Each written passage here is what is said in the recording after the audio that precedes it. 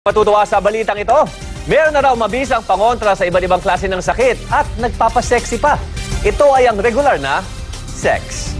Lumabas kasi sa isang research sa Scotland na ang 2 hanggang 3 beses na pakikipagtalik kada linggo, hindi kada araw, ay nakakabawas ng stress at iwas atake sa puso.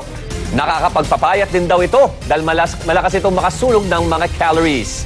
Para sa mga babae, pananggarin daw ang aktibong sex life laban sa endometrial cancer o cancer sa uterus. At sa mga lalaki, kontra prostate cancer naman.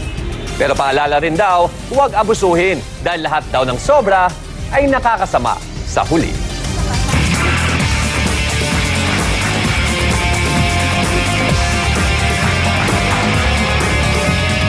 Kailangan pahabol lang doon, basta kasal.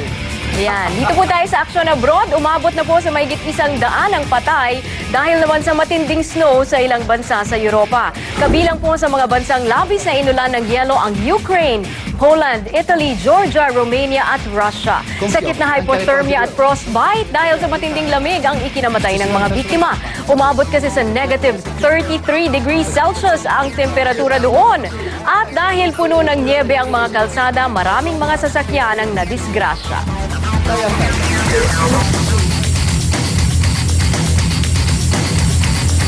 Nawawala na ng pag-asa mga doktor kung magkakamalay pa ang comatose na boksingerong si Carlo Maquinto. Brain dead na raw kasi si Maquinto at sa life support na lang umaasa. Ikwento mo, Renz Kiko.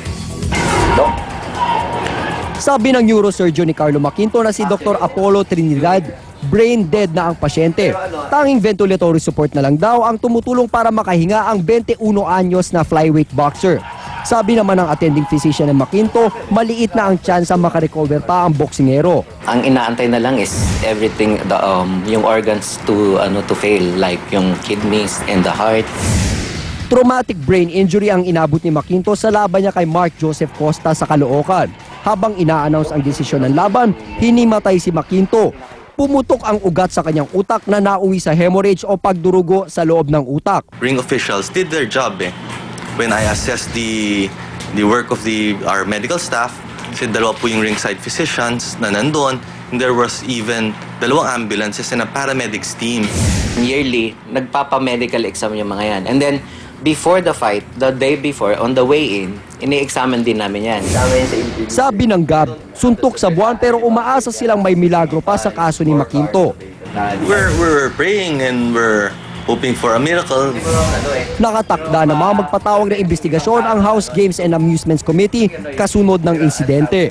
Renz Kiko, News 5. Tuloy-tuloy na ang pagbabalik ni Floyd Mayweather sa ring ngayong Mayo. Ayun nga lang, hindi pa rin niya makakalaban si Manny Pacquiao. Sa May 6, makikipagbakbakan si Pretty Boy kontra WBA Superweight Champ Miguel Cotto. Nagkasundo ang 2 kampo sa Olympic-style drug testing na minsan nang inayawan ni Manny Pacquiao.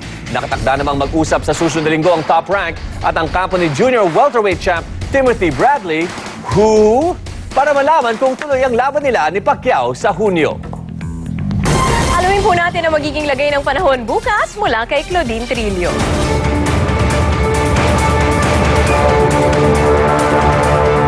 Salamat, Sherry. Narito na ang Action Weather. Huwag nang magulat kung lalong lalamig at biglang bubuhos ang ulan bukas.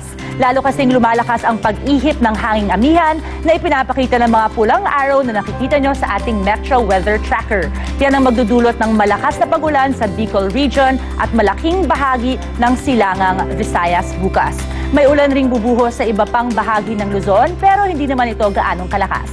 Pero kung papatak ang ulan sa Luzon, magandang panahon naman ang sasalubong sa Mindanao bukas.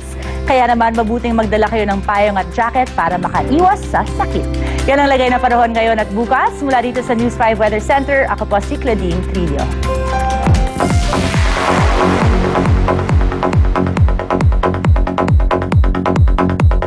Patok talaga ang bawat activity ng international kapatid star na si David Archuleta. Katunayan, parang pila sa box office hit, sa Broadway Centrum sa Quezon City kanina, kung saan po namigay ng free tickets para sa dalawang event ni David. Una na po riyan ang mini-concert niya bukas sa Pasig Auditorium na gagamitin rin bilang isang eksena sa miniserye na Nandito Ako. At ang isa pang event, ang Grand Fans Day kinabukasan, na gaganapin naman sa SM Mega Mall.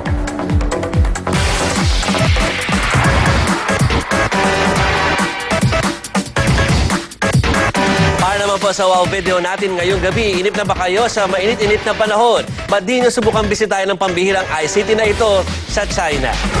Dinudumog ng mahigit 1 milyong bisita ang Snow and Ice World na ito sa Harbin, China. Kompleto ito sa mga ice buildings, iba pang ice sculpture, ice slide at snow machine. May lawak ang ice city sa 600,000 square meters o higit pa sa 1,300 basketball court. Ginawa ito ng 15,000 tao sa loob ng 2.5 linggo. Yun nga lang, nawawala rin ito pagdating po ng summer. Bukas abangan pa ang maraming kakaiba at very interesting videos dito lang po sa Aksyon Journalismo. Yung mga ticket natin sa David Archuleta concert. Oo nga eh, makakarating pa lang. Meron kang nagtitext, humihingi ng ticket eh. Meron pa kaya? Okay lang yun. Okay din yun. Basta maging extra rin tayo dun sa Extra rin tayo sa senaryo. Oo, makikanta tayo na Nandito Ako na. Kung hindi nyo pa napapanood, may teaser na kumakanta si David Archuleta ng Nandito Ako na Ayun. walang accent ha. Talagang parang Pinoy. naiintindihan niya yung kinakanta niya. Oo. Proud of you, David. Kung gusto niyo pong sumali sa aming diskusyon, i-post na lang inyong mensahe sa aming journalismo page sa Facebook. At syempre, pwede rin kayo mag-tweet sa aming Twitter account na TV5 Journalismo dito po sa mga official na Twitter accounts namin. At yan po ang mga pinakamaaksyong balita ngayong araw dahil ang balita at opinion mo mahalaga sa amin. Saan man, kailanman, kapatid. Makialam at makibalita dito sa Aksyon Journalismo. Up next na po ang Juicy. Magandang gabi.